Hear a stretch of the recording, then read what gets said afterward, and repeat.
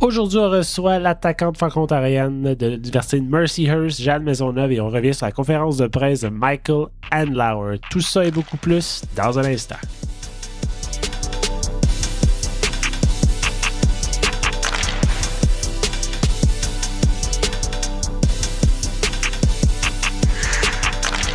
Salut tout le monde, bienvenue à la brigade, je m'appelle Jean-Philippe Faure, accompagné aujourd'hui de Pascal et Philippe Villeneuve. Comment ça va les gars? Ça va bien, ça va bien. Le duo père-fils. Alors on aime ça? Yes. On aime ça? Yes. On est back. Messieurs, la question du jour. Si vous étiez Michael Andlauer, quelle serait votre priorité?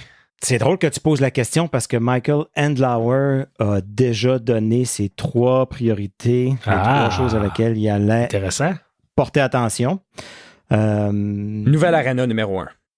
Si j'étais Michael Andlauer sur ma liste, c'est un nouvel arena centre-ville, c'est ma priorité. Je pense que c'était sa 3e. Sa première, c'est les billets de saison. Lui, ce qu'il a dit personnellement, c'est que ça allait être les billets de saison. Il allait se concentrer là-dessus. Veut pas, ça a été pas terrible pendant plusieurs années. Ça a augmenté. Là. Ils nous disent que ça augmente. Quand tu entends dire que ça a doublé, c'est bon. Mais si tu es passé de 1000 à 2000, c'est pas excellent. c'est pas si bon que ça. Puis deuxièmement, il parlait de reconstruire les ponts avec la communauté. Ouais, ça c'est essentiel. On a tellement de gens qui nous disaient, moi je retourne pas à l'aréna tant que c'est lui, puis tant qu'on dépense pas au cap. Ben là, ces deux-là, ça n'existe plus. Donc, on vous attend à l'aréna. On est trop proche du cap. Un aréna, ça serait très nécessaire. Parce qu'en plus, il parlait tout le temps Ottawa-Gatineau. Rapproche-toi d'une demi-heure de Gatineau, puis c'est clair que ça t'aide à aller en chercher la communauté francophone, tu sais, de l'autre côté de la rivière. Là. Ça aide, côté business, à amener du monde de partout, mais surtout de la communauté francophone, ça serait énorme. Là. Pour où est-ce qu'on est, nous, ça enlève 30 minutes de route. C'est un mois de janvier, là, un lundi soir contre le Wild du Minnesota, ça me motive un petit peu plus peut-être à m'acheter des billets pour aller voir le match. Oui, mais Philippe, est-ce que tu as pensé aux pauvres gens de Canada qui vont devoir faire 30 minutes? Prendront l'autre train. C'est ça. Le 3e but aide avec les 2 premiers. T'sais? Fait qu'amène un aréna au centre-ville, tu vas augmenter tes billets de saison, ne serait-ce que les compagnies, les hôtels, tout le monde autour vont vouloir avoir des billets de saison pour les utiliser, les vendre, les utiliser comme promotion. Puis tu vas être dedans la communauté, tu vas être en plein dedans. Fait que la meilleure façon de tisser des liens. Et je crois que Michael Andlauer a dit l'autre jour dans sa conférence de presse que l'aréna au centre-ville allait s'en venir, mais que ça allait pas se faire du jour au lendemain. Ça pouvait être quoi, genre 5 ans, il a dit? Fait qu'il faut quand même que tu continues à rendre Canada rentable d'ici là. Absolument. Fait que, je comprends la logique de miser d'abord sur les billets de saison, le lien avec la communauté, puis après ça, bon, on s'en va au centre-ville, tu sais. Alors, messieurs, on en reparle plus tard, mais avant de passer au warm-up, 2 petites annonces. On vous rappelle que le 5e baron tiendra son party de lancement de la saison 2023-2024 des Sens le 11 octobre prochain. Donc, les portes ouvrent à partir de 17h. Podcast live où je serai présent en compagnie de notre ami Beata Elliott ainsi que l'annonceur maison des sénateurs d'Ottawa, Jonathan Trottier, qui sera de la partie également. On va essayer de lui demander de nous faire quelques annonces, mais je ne sais pas s'il y a un trademark là-dessus. Sinon, on vous rappelle aussi, bien sûr, le match sera diffusé sur écran géant après l'enregistrement du podcast. Il y aura de la bière, il y aura de la nourriture, il y aura beaucoup de fans francophones des sénateurs. Et peut-être avec le fun, tout le monde est invité. Et voilà, on vous rappelle que le 5e baron diffusera une majorité des matchs des Sens cette année. Donc, si vous cherchez un endroit pour vous rassembler entre fans, entre partisans pour prendre une petite bière, c'est l'endroit dans la région d'Ottawa-Gatineau. Également, on vous rappelle aussi que notre ami Stuart Sabourin nous a sorti un dernier article sur l'amour qu'il a éprouvé envers Michael Andlauer lorsqu'il a écouté sa conférence de presse. Alors, c'est à lire sur le blog de Silver Seven au silver7s.com. Donc là, on a un triangle amoureux. Avec Claude, exact. Stu, Claude et Michael. Et voilà. Oh, ça va être intéressant. Intéressant pour le reste de la saison. Pascal, à toi l'honneur.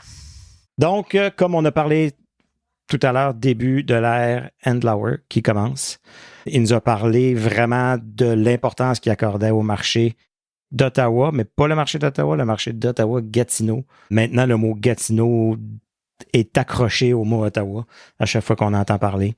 Cyril Leader qui revient Revion Bercail. On en avait parlé dans notre dernier épisode. On avait dit que c'était, ou dans là, 2 épisodes. Avec Jacob, ouais. On avait dit que c'était quelque chose qu'on souhaitait qu'il arrive. Il y en a une de faite. Dans les autres, il y avait Alfredson. Puis l'autre, je pense que c'était Lyndon Slowich. Mais je pense que Daniel Alfredson est plus réalisable. On a eu quelques matchs hors concours, 2 victoires contre les Maple Leafs. C'est hors concours. Mais battre les Leafs, c'est toujours le fun, que ce soit dans une ruelle, que ce soit à NHL sur le Xbox. On veut toujours battre les Leafs. On a vu que Thomas Chabot a joué à droite et que c'était pas nécessairement très facile. On a signé un nouveau joueur. Probablement le joueur le plus grand depuis Zdeno Chara. Donc, Djibril Touré, contrat de 3 ans. Shane Pinto, on pensait que ça allait se faire pendant l'épisode la semaine passée. Finalement, c'est pas fait. Son père a l'air aussi anxieux que nous que ça se règle selon ses tweets. Et la PWHL, on sait que on peut pas les appeler les sénateurs, mais on sait que l'équipe d'Ottawa, les filles, porteront le rouge, probablement un peu de noir, qui sont les couleurs officielles, veux pas, de la ville d'Ottawa, de toutes les équipes de sport d'Ottawa. Et ça couvre le warm-up, une semaine tranquille. On est en pré-saison. On a des matchs à regarder. On sait que c'est pas trop, mais il y a quand même... Moi, j'ai tout le temps été un dénigreur, si on veut, des matchs hors concours. Je trouve que ça donne rien. Je trouve que il y en a trop. Il y en a trop. 8 matchs. Moi, les Sénateurs sont une des équipes qui jouent le plus de matchs hors concours. Ça, c'est la pire chose des matchs hors concours. C'est qu'il y en a autant, puis ça augmente le risque de blessures. Le grand désavantage des matchs de pré-saison, c'est les blessures. J'y regarde, là. On est en train de voir Korpisalo presque se blesser contre Montréal. Dans un match qui veut absolument rien dire, là. Tu veux pas commencer la saison avec Forsberg puis Saugaard, là. Surtout après l'avoir signé pour aucune raison. Il s'est pas sacrifié pour qu'on fasse les séries, là. On est en pré-saison. Fait que ça, c'est un grand désavantage. Mais d'un autre côté, pour DJ Smith, c'est clairement un avantage de pouvoir essayer plein de lignes différentes, voir qui fonctionne avec qui, voir quel des jeunes joueurs est le plus proche et c'est lequel le prochain qui va appeler quand il va avoir une blessure, quand il va avoir besoin d'un remplacement. Ça leur donne une chance à ces joueurs-là de se prouver, comme tout plein de joueurs comme Touré, justement, qui a une place dans l'alignement ce soir, Zach McEwen, est-ce qu'il va commencer la saison sur la 4e ligne ou non? Fait que ça, c'est ses avantages et ses désavantages. Moi, je pense que les matchs devraient être là, mais 3-4 gros matchs. C'est ça. 8, c'est exagéré. Puis en plus, on rajoute des matchs dans l'Est, dans les maritimes. Puis parlant de matchs bizarres, matchs hors concours, en plus, les Sénateurs, au mois de fin octobre, début novembre, s'en vont en Suède. Novembre, ouais. Fait que ça rajoute encore, puis à date, là, dans les dernières années, toutes les équipes qui sont allées en Suède, quand ils sont revenus, ça a été laborieux. Puis si on se rappelle, ça a été le début de la fin, là, ou la fin du début là, des succès des Sénateurs en 2017. Ouais. Tout s'est mis à débouler à partir de là. Moi, je dis que c'est de la faute de la Suède.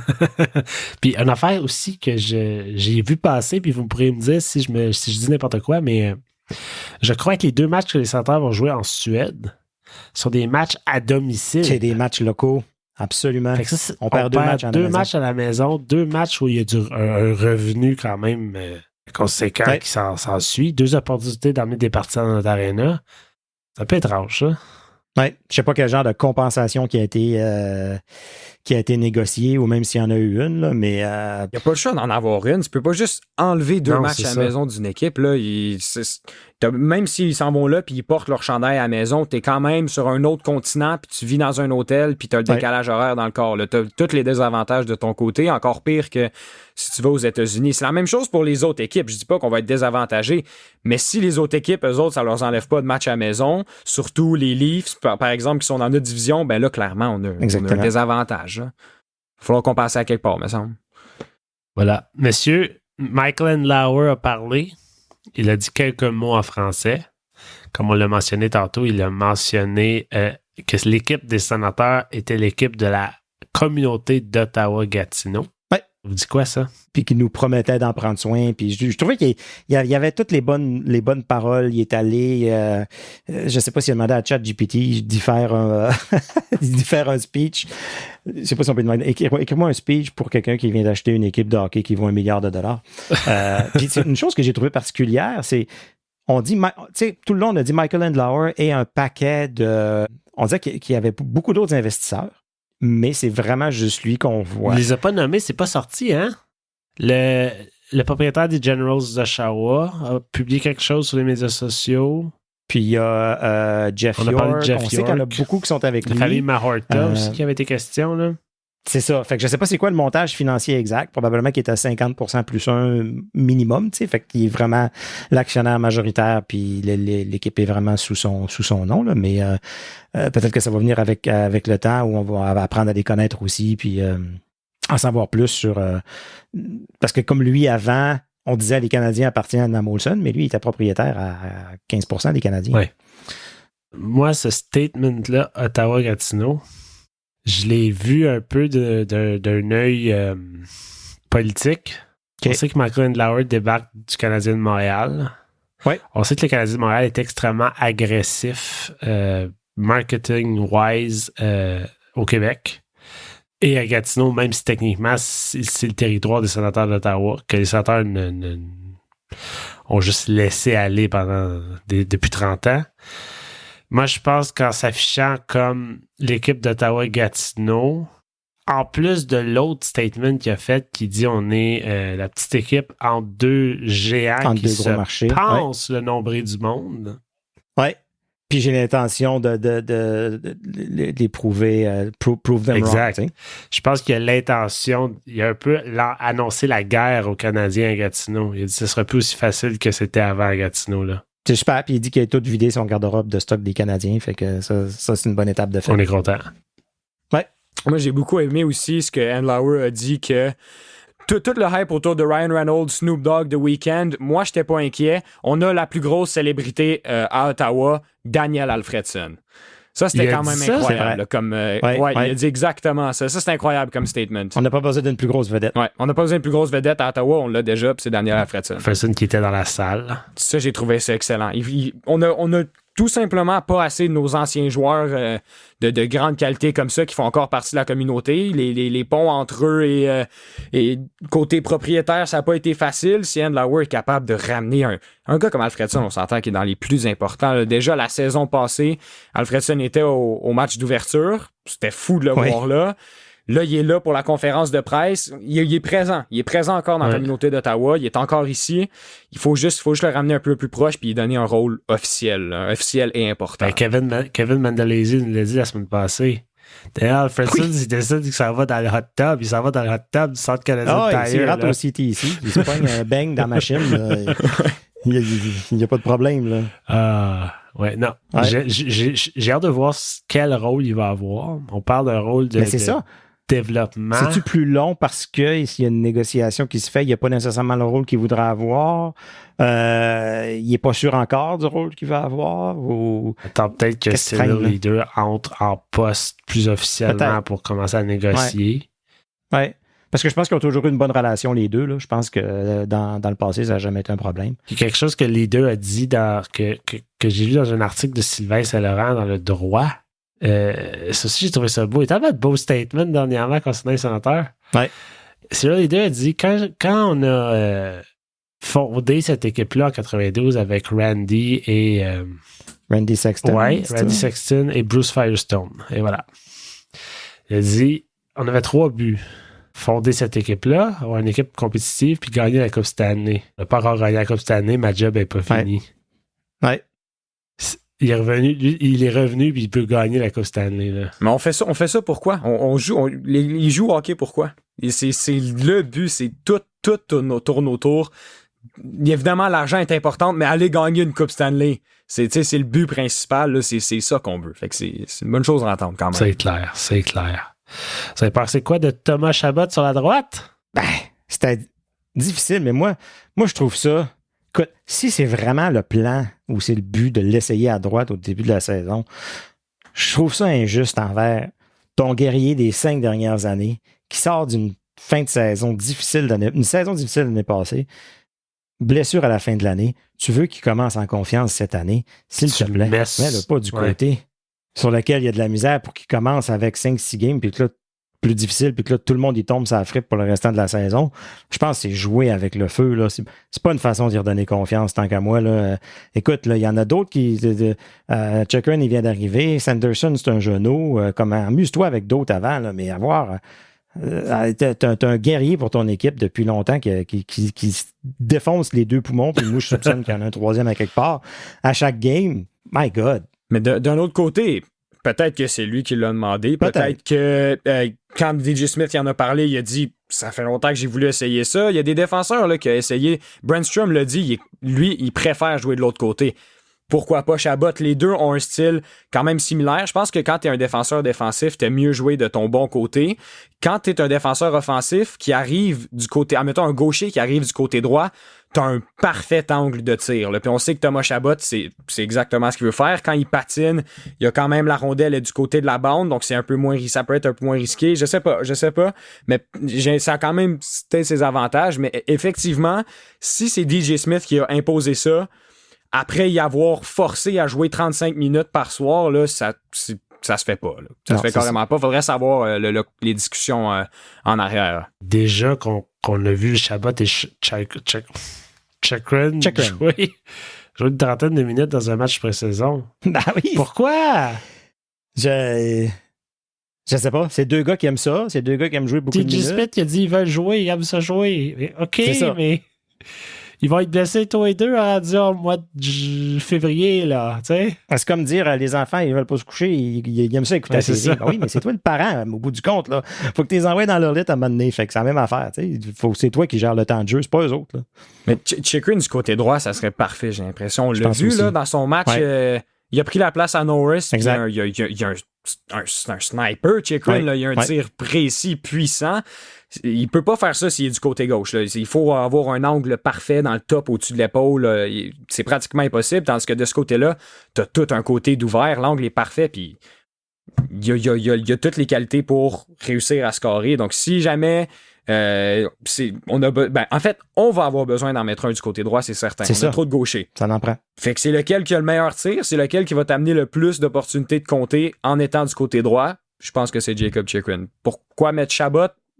C'est la pré-saison, c'est le temps qu'on essaye des choses, mais je pense que quand la saison commence officiellement, on va voir Chychrun plus du côté droit que Chabot. Mais c'était ça l'année passée. Dans le petit moment qu'on a vu Chychrun jouer à droite. Ça m'a juste pris au dépourvu, on dirait. Une autre décision, des décisions pas claires tout le temps. J'ai hâte d'entrer en pré-saison, d'entrer en saison, puis pas de m'être dit « Voyons, c'est bien bizarre ça. Pourquoi? » Tu sais? Est-ce que toutes les équipes de la Ligue se posent ces questions-là? Pourquoi mon coach fait ça? J'ai pas vu personne questionner les questions de John Cooper très souvent là, dans les dernières saisons. En fait, je dis ça pour la saison dernière, il y a eu un gros événement où est-ce qu'il y a assis genre Stamkos puis Kucherov, là, mais à part de ça, tu sais. Mais il y a le pedigree pour avoir le bénéfice du doute. Exact. Ouais, ça c'est très vrai par contre. Tandis que DJ, il y a tellement une laisse courte que tout ce qu'il fait, on va le critiquer. C'est l'enfer, là. Il regardait à la loupe là, chaque décision. Avant qu'on commence la saison en gagnant, qu'on se ramasse avec 10-0-1. Ça prend. Là, on va tous se fermer à gueule, là. Ouais. Faut commencer comme les Devils. Comme les Devils la saison passée. Il va y avoir une séquence de 4-5 défaites à un moment donné. Il va en avoir une. Vrai. En novembre. Probablement. Arrête. Qu'est-ce qui va se passer à ce moment? En tout cas, le sujet DJ Smith est pas mal épuisé. Le sujet Shane Pinto est aussi épuisé. On sait plus quoi faire, quoi dire. Pas.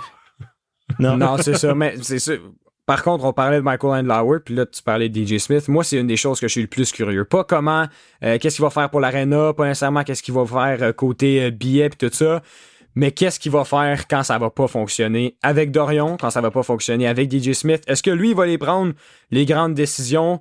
Parce que peut-être que Eugene Melnyk était juste trop proche d'eux pour les renvoyer. Andlauer n'a pas vraiment... il pense pas qu'il les connaissait avant, vraiment beaucoup. Donc, j'ai hâte de voir si lui aussi, il va leur laisser quand même une liste très courte et dès que ça va pas fonctionner, il va le faire, le changement drastique nécessaire. Je suis curieux. Ben lui arrive avec une nouvelle perspective, c'est frais pour lui. Il les a peut-être suivis l'année passée, plus les Sénateurs, parce qu'il voulait les acheter, mais il va falloir que quelqu'un lui explique le bagage des 2 dernières années, puis des 3 années avec DJ Smith. Tu sais. Lui, il va peut-être avoir une patience que les fans n'ont pas présentement, puis il y a juste ça qui est dangereux. C'est ça. C'est ça qui m'intéresse le plus, je pense, surtout dans les 2-3 premiers mois de sa première saison en tant que propriétaire. Là. Parce que c'est clair qu'il a dit à Dorion, le choix du coach, c'est ton choix et t'en es redevable. Si le coach est pas bon, ben c'est de ta faute. Ouais. Couler ensemble ou ils vont gagner la coupe ensemble. Ouais. Hey, écoute, tu peux pas avoir un gars qui est plus confiant en son entraîneur, tu sais, quelqu'un qui est prêt à aller au bat avec son entraîneur que Pierre Dorion envers DJ, là. Je veux dire... je sais pas. C'est quelque chose, là. Avant, oui. Mais à son point de presse de fin de saison l'année passée, quand ils ont demandé c'était quoi l'avenir de DJ Smith, Pierre Dorion était beaucoup moins... puis on en avait parlé, là. D'habitude, il disait Pierre Dorion, c'est l'entraîneur, il y a ma confiance, blablabla. Cette fois-ci, pendant son point de presse, la seule réponse qu'il avait donnée, c'était DJ Smith a un contrat. Ouais. Fini là. Moi, j'étais certain que c'était la fin. Qu'il commençait pas le camp d'entraînement à DJ Smith. Là. Au courant de l'été, elle allait se faire congédier. Ça s'est pas fait, puis je comprends pas pourquoi. Mais est-ce qu'on peut se dire il a passé 5 ans avec cette équipe-là à prendre les grosses critiques des médias puis tout ça, à défendre ses jeunes joueurs quand il y avait seulement pas les effectifs pour réellement performer. Lui, il a passé au travers de toutes ces années-là. Il a développé... On a beau le critiquer, là, mais regarde ce que Stützle est devenu en ce moment. Regarde ce que Norris, Batherson, tous ces gars-là, ils se sont tous améliorés. Là. Il est bon avec les jeunes. On l'a toujours dit qu'il était très bon avec les joueurs. Il y a de la misère avec l'équipe. Ouais, mais là, mon point, c'est justement, je pense qu'il mérite quand même, après tout ça, une dernière chance de prouver que peut-être il est capable de faire fonctionner une équipe ensemble. Mais il n'aura pas la dernière chance. C'est ça ma crainte. Parce que si tu donnes une vraie chance, là, tu dis, on te donne jusqu'aux fêtes, on te donne jusqu'à la date limite des transactions. Si tu veux une vraie chance, là. Dire si ça va pas bien d'ici le mois de novembre, t'es dehors, c'est pas une vraie chance. Là. Tu sais, comment tu veux travailler? C'est comme ton boss t'engage, puis il dit si à midi, tu fais une erreur, je te mets dehors. Comment tu vas travailler? Ouais, c'est vrai. Mais ça, en même temps, c'est une chance pareille. Puis ça aurait pu être terminé cet été. Fait qu'il y a quand même peut-être pas une chance, mais il y a une opportunité de se prouver. Oui, il y a une pression de plus, mais au moins, on y donne l'équipe pour un certain temps. On y donne cette responsabilité-là. Faut juste qu'il saisisse l'opportunité. Puis, je suis pas très confiant, mais on va voir. Sauf que la réalité, c'est aussi qu'on paye des millions de dollars ces joueurs-là. À chaque année qui s'écoule, on perd une année de contrat de ces gars-là. Si on donne une vraie chance à DJ Smith, puis qu'on se rend compte à Noël que c'était une erreur, ben on ne fait pas les séries. Tout est à revoir l'année prochaine. On a perdu, il nous reste 1 an de Claude Giroux. On a perdu, tu sais. 1 an de Chychrun. Exact. Une autre année de Chabot, de Ketchuk descendu. Voilà. Non, c'est vrai. En novembre, il y a juste les Blues qui vont être capables. Ouais, mais il y a pratiquement juste les Blues qui sont capables de faire ça. Être dernier dans la ligue en décembre puis gagner la coupe, là, ça se refera plus pour longtemps. Non, là. C'est ça. Novembre, c'est trop tard. Moi, je pense. Mais combien de temps on peut lui donner? C'est tellement difficile à. Combien de temps? Fini, c'est déjà combien fini. de temps? Puis, admettons qu'on dit, on lui donne 1 mois. OK, mais là, est-ce que il faut qu'il soit au-dessus de 500, au-dessus de 700? Il y a l'avenir de l'équipe entre nos mains. C'est pas compliqué. Là. Il y a un succès de cette année entre ses mains. Si ça marche pas, on va encore avoir scrappé une année. C'est ça. Ouais. C'est ça. Puis ça, c'est puis là, ça commence à faire. Là, les fans, ils n'ont plus la patience. On n'a plus la patience, puis on n'a plus le... C'est correct, ils sont encore jeunes, ils sont encore en construction, on a encore l'année prochaine, il n'y a plus d'excuses. C'est fini. Là. La seule excuse que je peux voir et possiblement accepter, c'est que la division Atlantique est ça c'est vrai. Puis, c'est la seule chose qui me fait peur. Josh Norris a été blessé au début de l'année, Pinto n'était pas là. Ouais, ça peut dépendre des blessures aussi. Ils peuvent trouver toutes sortes de défaites, là, mais... mais moi, c'est la seule que j'accepterais. Ouais. La division Atlantique est forte. Les Panthers, oui, ont des blessures.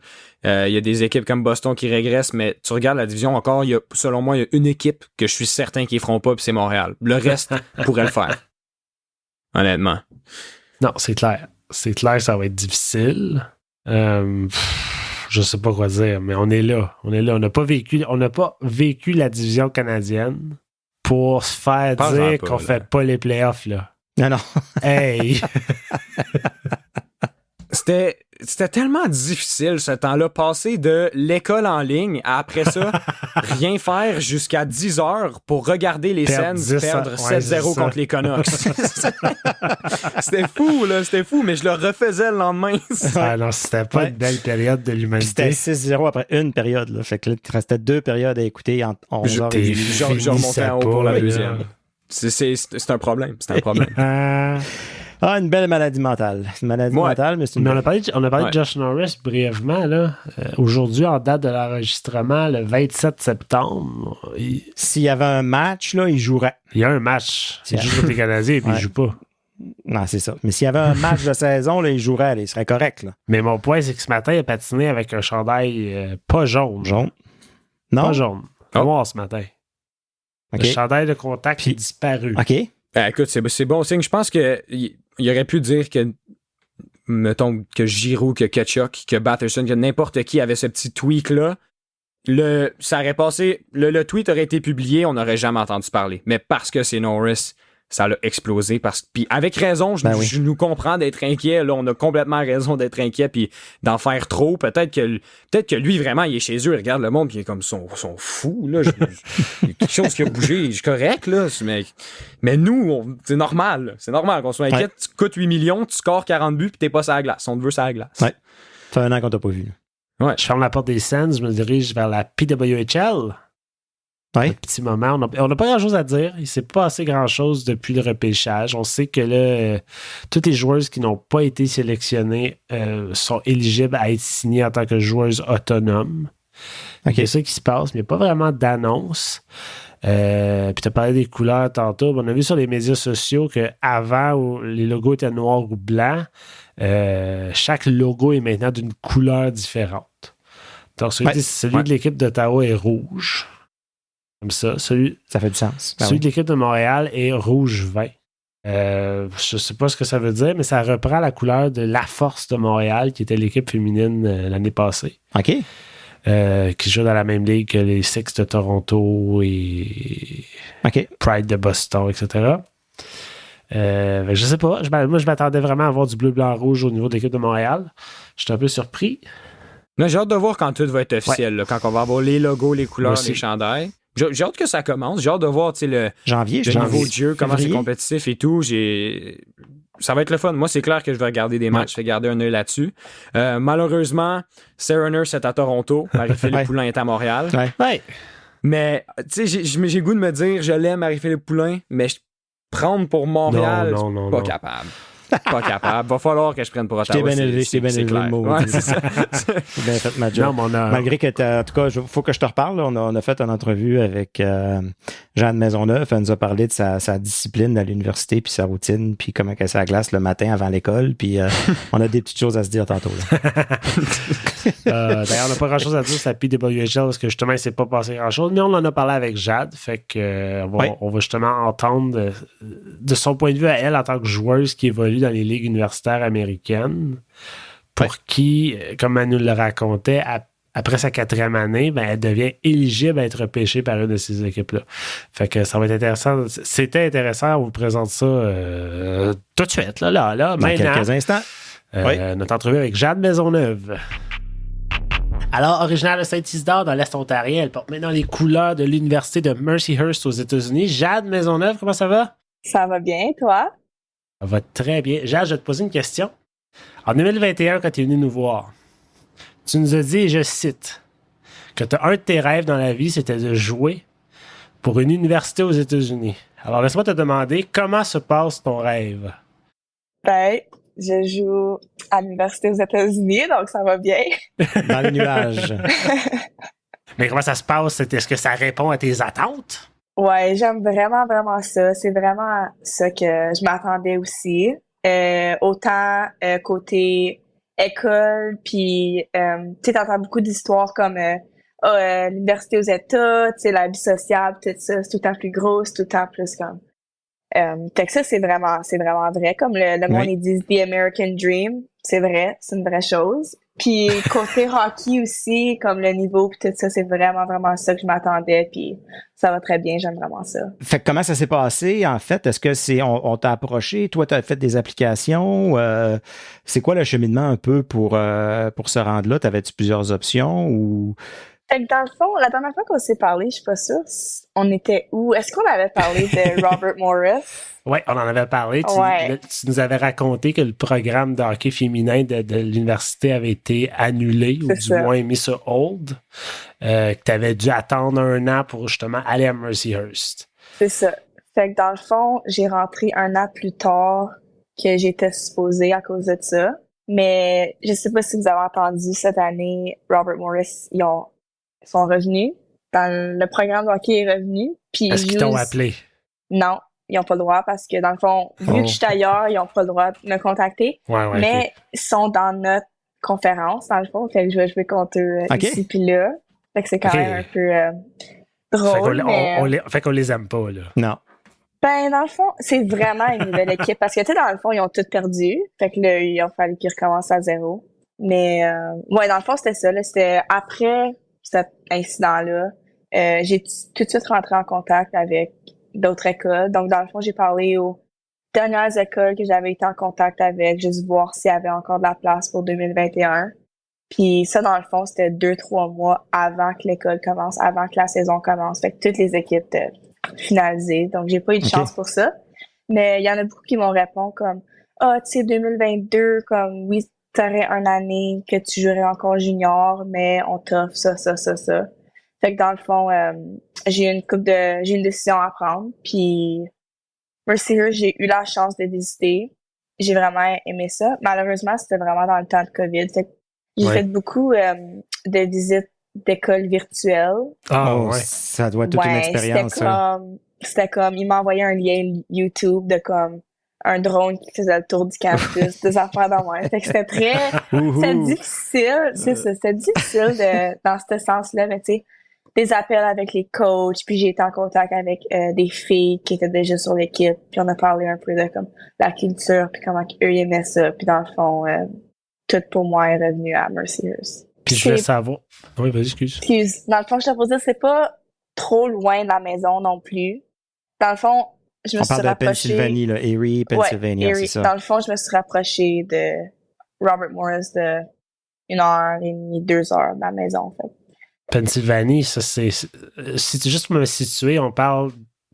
Moi, quand j'entends Pennsylvanie, je pense à Pittsburgh, je pense à Philadelphie. Ouais. Donc, moi, je suis où dans ça? Je suis 1h30 au nord de Pittsburgh. Mais dans le fond, le lac Erie, en Ontario, comme Toronto, c'est juste l'autre côté, bord, dans le fond. C'est ça? Ouais, c'est ça. Okay. Mais il faut que tu fasses le tour. Fait que je suis pas si proche de Toronto, ouais. Pas en passant par Buffalo, là. Ouais, moi, je traverse à Thousand Islands. Oui. Là, je passe à travers New York, puis le Rochester, Syracuse, Buffalo, puis le Erie. OK, ben oui. Quand même, ça se fait. C'est pas si pire. Ça se fait bien. C'est pas si pire, non. Puis tu parlais tantôt du American Dream, là. Le contraste culturel, est-ce que tu le sens? Ouais, surtout au début, c'était comme... Je dirais pas que c'était un choc, mais tu voyais comme dans les films, tu sais, comme les gros clubs de football, les cheerleaders, puis tu sais, c'est bien des comme... matchs avec 60 000 personnes dans les estrades au football collégial. Ouais, dans le fond, nous, c'est pas... Nous, notre football ici, il est Division 2, fait que c'est moins gros que mettre tirer à genre Penn State ou... Mais c'est quand même comme le fun, comme aller voir les matchs de sport, c'est vraiment comme une grosse affaire ici. Puis le monde, aux États, sont bien fiers d'être américains, mais sont fiers aussi comme tout le monde porte tout le temps des chandails qui disent Mercyhurst ou leur sport ou des choses comme ça. Ils supportent beaucoup leur équipe de sport, peu importe l'équipe en plus. Hein? C'est ça. Que ce soit le volleyball, le basketball, le hockey, le football, les gens... C'est sûr que le football veut pas être numéro 1. Mais, puis êtes-vous beaucoup de Canadiennes dans l'équipe ou c'est un mélange d'un peu tout? Ouais, fait notre équipe, dans le fond, l'année passée, pour ma première année, c'était, je te dirais, 50-50. Ah oui, hein? Canadienne, américaine, autour de ça. Cette année, il y a pas beaucoup d'Américaines. Je te dirais 50% Canadiens, 25% Américains. Wow. Cette année, on a 25% d'Européennes aussi. OK. Et le pourcentage de Franco-Ontariens? 2 sur 30. Ah, vous êtes quand même? C'est quand même 2, ouais. Ah, c'est bon, ça. C'est-tu quelqu'un avec qui tu as joué pas mal ton hockey par chez vous? Ouais. Oui, dans le fond, elle vient de Rockland. OK. Puis on a joué junior ensemble. On se connaît depuis qu'on est jeune, mais on a joué ensemble junior. Puis elle, dans le fond, quand moi j'ai signé ici, le coach, il me disait comme pour ta classe, dans le fond, il nous manque juste une défense, puis blablabla. Puis là, j'étais comme OK. Puis moi, puis elle, on était quand même assez proches, mais en termes de joueuses aussi, comme je savais qu'elle aurait été un bon fit. Puis fait que ils ont rentré en contact. Puis elle a fini par rentrer la même année que moi. Ça, c'est le fun aussi pour le voyagement. Au moins, je suis pas toute seule. Mais juste de t'en aller tout seul là-bas, de la voir, ça doit quand même être, j'ai envie de dire, rassurant, là. Ouais. Ben, c'est tout le temps le fun aussi, comme prendre un break puis aller parler en français quelque part. Là, c'est ça, j'allais te demander. Ouais. Tu sais, je veux dire, oui, la région d'Ottawa, il y a quand même beaucoup d'anglais, mais on s'en sort quand même. Mais là-bas, c'est vraiment 100%, là. C'est vraiment 100%. Puis comme, tu sais, des fois... tes parents le soir, c'est tout. Ah ouais, c'est juste ça. Puis, tu sais, des fois, en Ontario, c'est comme, ils connaissent comme la base. Tu sais, allô, comment ça va? Ici, tu dis allô, comment ça va? Puis ils sont comme... Ouais. Non, c'est... Mes parents m'ont dit quand je suis retournée à Noël, ils sont comme... Tu perds ton français. Je suis comme, c'est juste, là-bas, c'est juste tout en anglais, les cours, tout, ouais. Ah, moi, je pense que ça se perd pas. Ça se perd pas. Tu vas être là. Oui, ton anglais va je sais pas comment il était avant, il devait être très bon déjà. Il va juste s'améliorer plus avec les études en plus pour un bon, là, je sais pas dans quel programme que tu es au niveau des études, puis sur combien d'années. Ça ressemble à quoi, là, le côté académique? Ouais. Fait que, dans le fond, les scholarships pour les sports, c'est 4 ans. OK. Avec COVID, ceux qui ont été touchés par la COVID, ils ont 5 ans. Donc, il y a un année comme un COVID year. Oui. Mais moi, ça ne m'a pas affecté. Donc, moi, dans le fond, j'ai 4 ans. Dans le fond, tu as ton bac de 4 ans de payé. Mais si tu veux continuer, c'est plus sous le scholarship de l'équipe. Mais tu sais, moi, dans le fond, si je déciderais que je veux faire 5 ans ou 6 ans d'école, je pourrais, mettons, faire mes 4 ans ici puis retourner à Ottawa, faire 2 ans ou tu sais, quelque chose comme ça. Oui. OK. Ouais. OK. Quel beau, quand même, hein? Quel beau système, pareil. Moi, je trouve ça tellement magnifique là, quand tu compares aux garçons dans le junior majeur pour qui l'école est tellement secondaire, tellement mis de côté. Et des fois, ils nous disent, ouais, mais on étudie dans l'autobus, là, entre Gatineau puis Rouyn-Noranda ou à quelque part à Cap-Breton. Je suis comme, je pense pas, moi. Mon père étant enseignant aussi au secondaire, puis il y a eu plusieurs joueurs là, des Saguenayens à Chicoutimi, puis tu sais, le hockey est complètement mis de côté. C'est beau de voir ça, que là, tes 4 ans, c'est payé en plus. Ton talent, tes efforts, tes déterminations que tu as mis dans ton sport, dans ta passion, te permet d'aller te chercher une éducation quasi gratuite. C'est magnifique. C'est vraiment, là, puis tu sais, je veux dire, tu l'as pas volé. Là. C'est toi qui l'as travaillé, puis tu sais, bravo, félicitations. Là, moi, j'admire ça vraiment.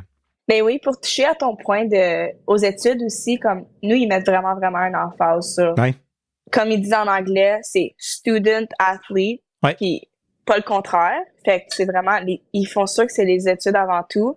Puis la NCAA, ils ont un règlement que comme, pour être éligible, faut que tu gardes une moyenne de comme 70, 75, quelque chose comme ça. Si t'échoues plus que 2 cours, tu perds ton éligibilité, comme. Ils ont des règlements comme ça, très bons pour garder des jeunes comme... réaliser que c'est pas juste le hockey. C'est vraiment comme... Des fois, on entend des joueurs de football dire ça, justement, qui se plaignent. Ah, pourquoi il faut que j'aille à l'école? Ou, tu sais, des fois, au football, c'est un peu plus une autre mentalité. Là. Mais c'est ça, moi, quand j'ai joué au volleyball collégial 3 à Jonquière, au cégep, c'était ça aussi. C'était, oui, tu joues, mais quand tu te ramasses à une certaine moyenne... ou que tu es en bas de certaines moyennes. On a perdu des joueurs certaines sessions où, ben non, ils peuvent pas jouer cette session-ci. Faut qu'ils remontent le note. Fait que tu fais comme, OK, comme les boys, c'est pas juste pour toi, c'est que tu laisses tomber ton équipe aussi. Fait que je trouve que ça crée une belle motivation. Là. J'aimerais ça demander, en termes de calibre, si tu compares avec quand tu jouais pour Népine, est-ce qu'on est complètement ailleurs? Ton premier match, exemple, ta première pratique quand t'es arrivé, là, t'as-tu fait un Ouais. Oh my God! Ouais, c'est sûr que, dans le fond, le jeu de transition, c'est sûr que c'est vraiment plus vite.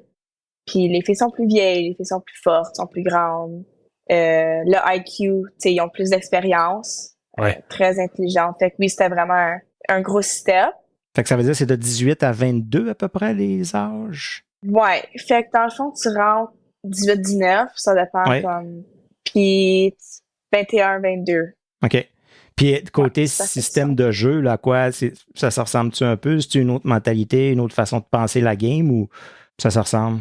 Ouais, ben, aussi quand tu y penses, tu pratiques à chaque jour, mais en junior, tu pratiquais pas à chaque jour. Fait que dans le fond, c'est encore plus concentré sur les jeux, puis pas juste, OK, on va patiner, tu sais, parce que comme, le matin, on patine, puis là, l'après-midi, on va faire du système, mettons. Fait que c'est vraiment plus systématique. On a le temps de pratiquer, puis tu fais des sessions de vidéo avec les coachs après les games.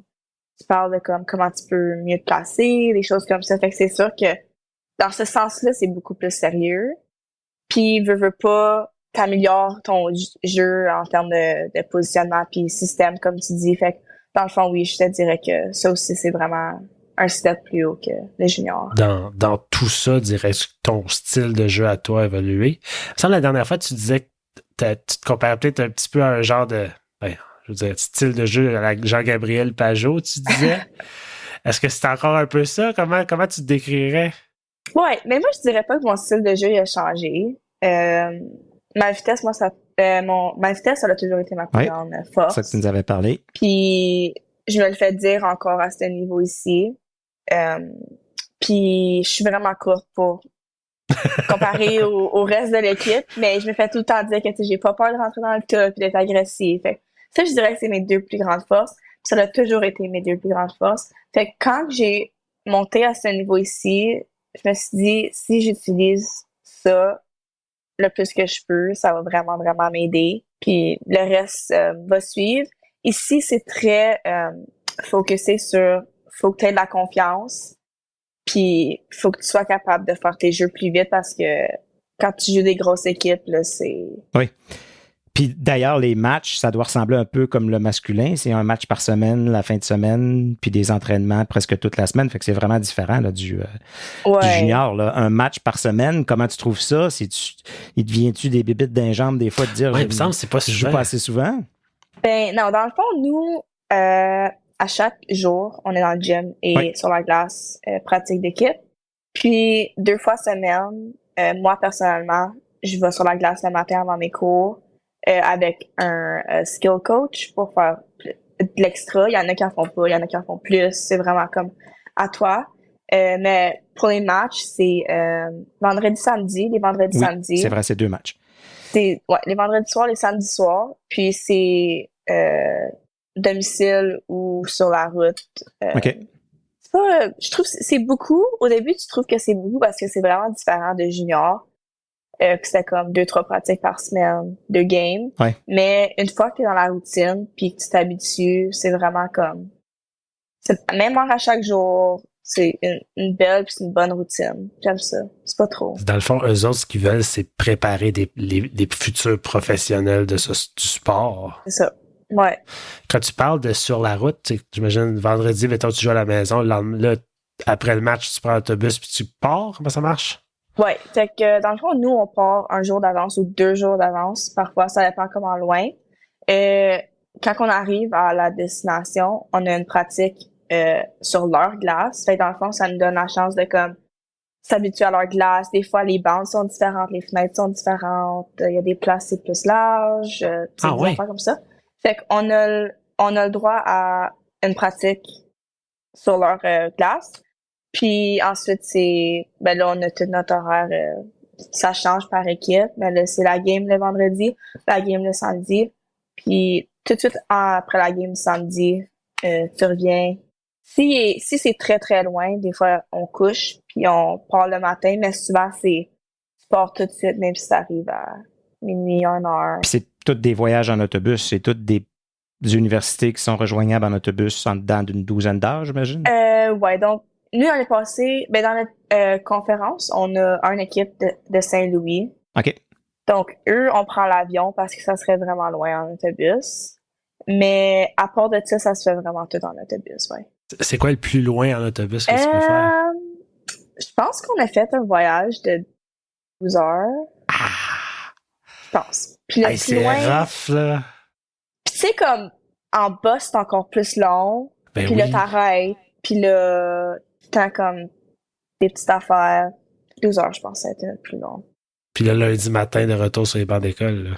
Ouais, mais au moins les dimanches, on revient les ça, ça vous laisse la journée. soirs, puis le dimanche, c'est vraiment comme rien, comme l'équipe. Des coachs vraiment... tranquilles. Ouais. Les pantoufles, puis la télé, let's go. Ouais, c'est ça. Je suis content d'entendre que ça se passe bien. Ah oui. Fait que là, toi, Jade, là, t'es là à l'université. C'est ta première année cette année. Tu viens de commencer. Deuxième. Je viens de commencer ma deuxième. C'est vrai. Fait que tu as une année complète de fête. Ta deuxième, idéalement, c'est ça, tu veux rester encore probablement 2 ans. Puis on a parlé de ton adaptation. Y a-tu des choses que tu as trouvées un peu plus difficiles, un peu plus que là, tu dis, là, Colin, il me semble que j'appellerai ma mère, ou il me semble que... Y a-tu des challenges plus, tu sais, au niveau peut-être à l'école, commencer à l'école tout 100% en anglais comme ça? Ouais. Dans le fond, l'école, c'était pas vraiment ça mon challenge. Je trouve que la transition de comme école française à école anglaise, c'était vraiment pas... C'est vrai? OK. Ouais. Puis ici, je sais qu'on a beaucoup d'élèves internationaux. OK. Fait que je sais qu'on a beaucoup d'aide aussi pour ça. Comme il y en a pire que moi, comme par exemple l'équipe de soccer, c'est comme juste des Européens. Puis eux, c'est comme ils ont le droit à comme plus de temps, mettons, pour leurs tests, vu qu'il y a vraiment comme une barrière avec la langage. OK, là. OK. Ouais. Ma roommate, elle vient de la Suède. Ouais. Elle est sur mon équipe aussi. Puis elle aussi, elle a eu beaucoup d'aide, surtout sa première année.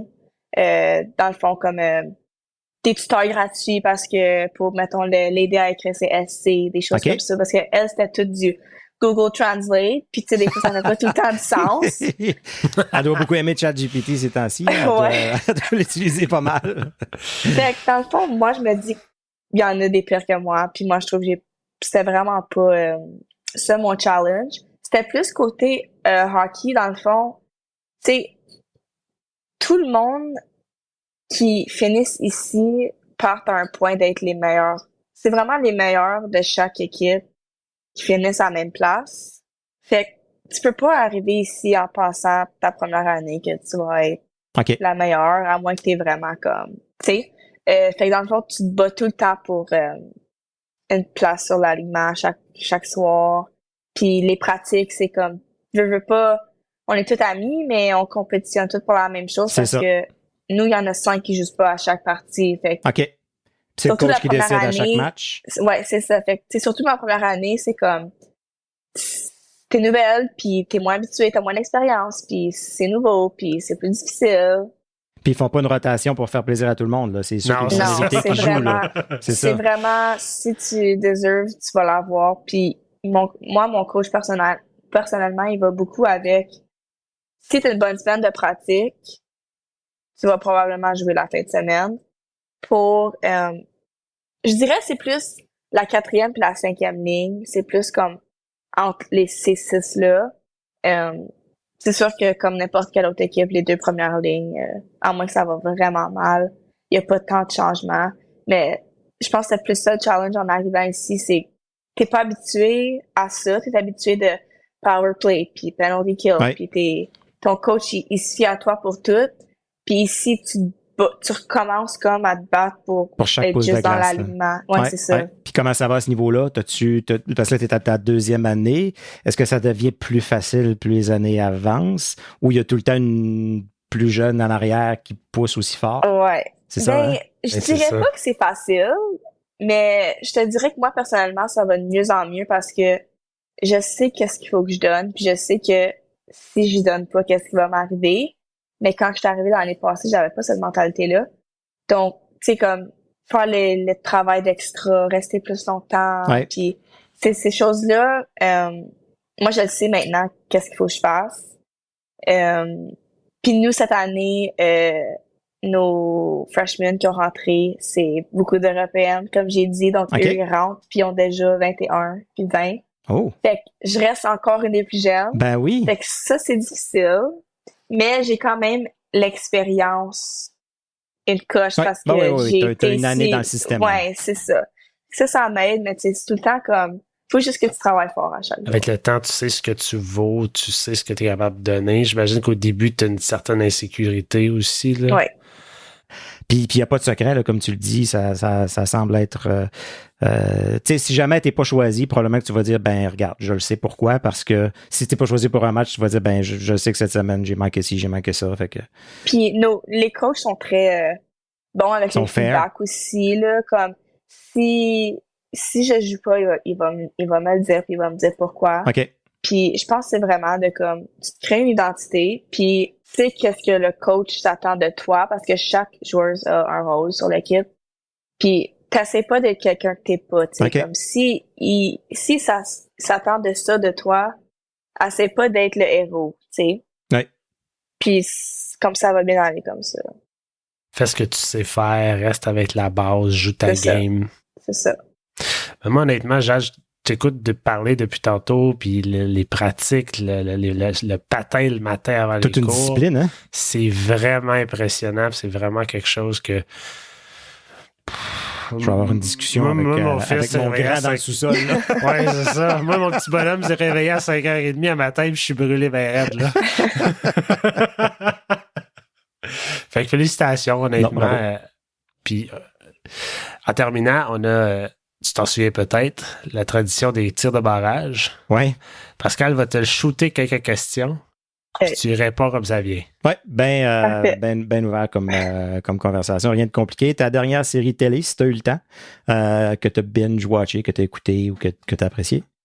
C'est drôle dimanche, parce que moi et ma roommate, on a écouté un show sur Netflix de crime, puis ça s'appelle Worst Roommate Ever.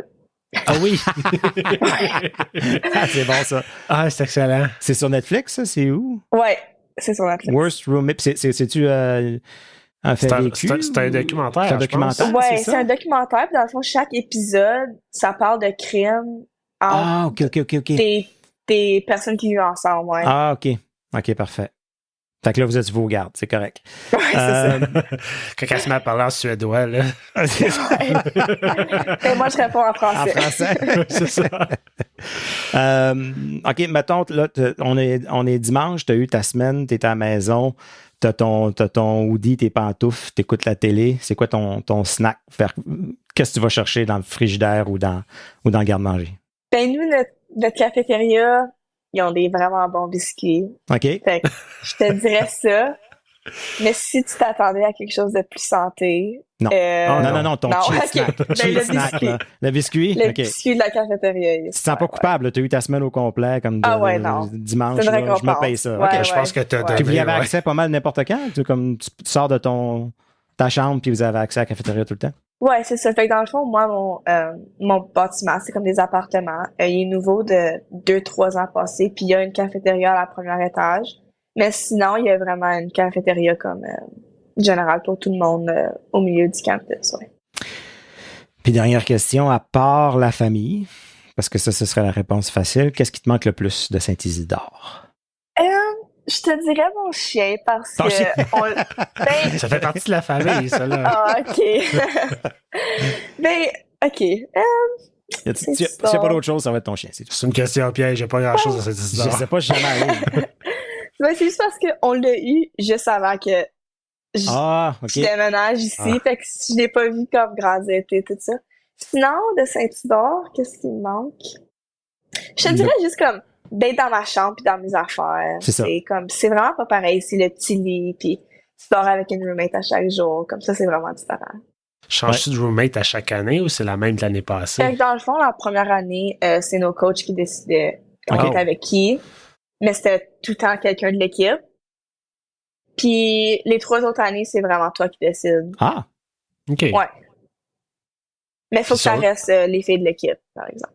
Puis sur la route, c'est-tu la même qu'à la maison? Non, fait qu'à chaque fois qu'on arrive dans un hôtel, les coachs, ils la mélangent. C'est toi puis toi. Puis je pense que l'année passée, j'ai pas été avec la même personne 2 fois, mais je trouve que c'est le fun quand même parce que surtout au début, comme t'apprends à connaître les nouvelles personnes, puis ils mettent les premières années avec les 4e années, fait que dans le fond, comme ça aide un peu à comme avoir la confiance, puis c'est comme sortir de ta coquille un peu. C'est comme dans la séquence, JP. Il faisait ça? Ben oui, il donnait tous les noms, puis fait que là, il s'était arrangé pour mettre Marc Messier, le vétéran, avec Pierre Lambert, la recrue. Même ça commence, hein? Oui, ça commence comme ça. Ça fait longtemps. Là, puis le vétéran, dans ce temps-là. Marc Messier, il dit à Pierre Lambert, il est sur la route, il est à New York, fait que là, puis lui, il y avait tout le temps des filles qui amenaient dans sa chambre d'hôtel. Fait que là, il dit à Pierre Lambert, t'as déjà visité ça, toi, je sais pas, l'Empire State Building. Puis il dit oui. Ben, il dit retourne-y. Il sort pour avoir la chambre à lui tout seul. C'était, J'allais dire. Faut comprendre que Pascal a toujours des références de 90. Ça me prend toujours une référence. Ouais. J'imagine là, c'était que pas une annonce cette fois-là, c'est pas pire. J'imagine que ça empêche d'avoir des clics qui se forment aussi. D'une manière. Tu sais, de toujours être la même personne. Puis... Ouais. Je pense que nous, notre coach, il est très, comme, les clics, c'est vraiment un non, là. Mais cette année, autant que l'année passée, comme, notre équipe est vraiment, tout le monde est vraiment proche. Il y a vraiment rien de, comme, il y a rien qui se passe, comme, dans d'autres personnes. Il n'y a pas de drama, là. Non, parce que j'entends des histoires de d'autres écoles, puis je suis comme, oh mon Dieu, mais ici, ça va vraiment bien. On est tout le temps ensemble, tout le monde, puis... Jade, je serais curieux d'avoir ton avis. J'ai pas le choix de te le demander parce que je préfère que l'opinion vienne de toi que de nous. Il y a une nouvelle ligue de hockey féminine qui vient d'être créée en Amérique du Nord. Ça a fait quand même beaucoup parler dernièrement. J'ai comme l'impression que les médias ont donné plus d'attention récemment qu'ils en ont donné auparavant. Ouais. De ton point de vue, du point de vue de tes coéquipières, du point de vue des gens que tu côtoies, comment ça a été reçu, ça? Oui. Donc, nous, dans le fond, on en a parlé beaucoup parce que nos seniors qui graduent cette année, eux, dans le fond, il y en a qui étaient éligibles pour le draft. Ouais, c'est ça. Fait qu'on en a parlé beaucoup. Moi, je trouve que c'est vraiment un bon point de départ pour le futur du hockey féminin professionnel parce que l'année passée ou 2 ans passés, ils ont complètement cancellé une ligue qui était déjà... Mais c'était moins... Tu sais, t'en entendais pas parler, puis c'était plus un peu moins... je pense que c'était moins sérieux beaucoup, quand même. C'était moins sérieux, puis je pense que les salaires étaient aussi moins... C'est ça, c'était moins intéressant. Ouais, c'est ça. Ouais. Fait que là, dans le fond, je pense qu'ils ont cancellé cette ligue-là, puis ça a fait comme recommencer à zéro. Puis là, je pense qu'il y a 3 équipes canadiennes, 3 équipes américaines. Exact. Je trouve que ça couvre un assez grand territoire. Fait que il y a des filles de partout qui vont vouloir aller jouer là. Puis moi, j'ai des anciennes coéquipières et adversaires qui ont été au draft. Il y en a qui ont été choisis en notre nom. C'est vrai? Ouais. Cool. Ouais.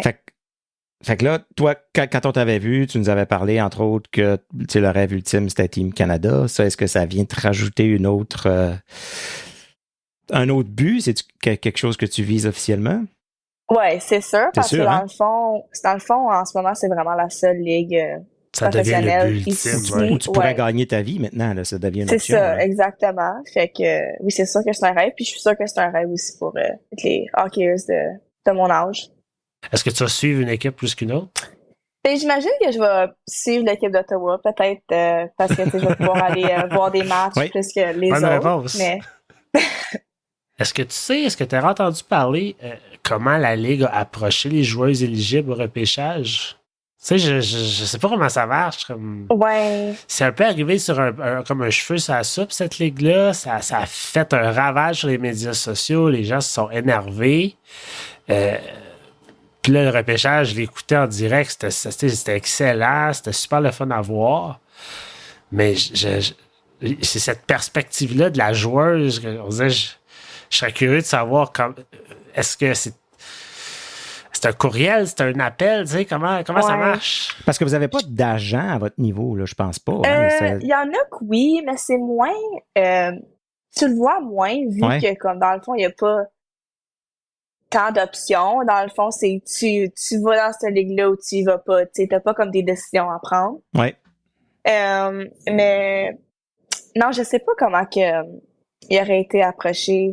J'imagine, c'est comme un peu comme la Ligue nationale des hommes, comme s'il y a de l'intérêt, c'est des appels. C'est ça. Puis pour les autres filles éligibles qui auraient, disons, pas eu d'appel, j'imagine que eux, c'est peut-être comme tu mettais ton nom quelque part, parce que je sais aussi qu'il y a des ligues professionnelles en Europe.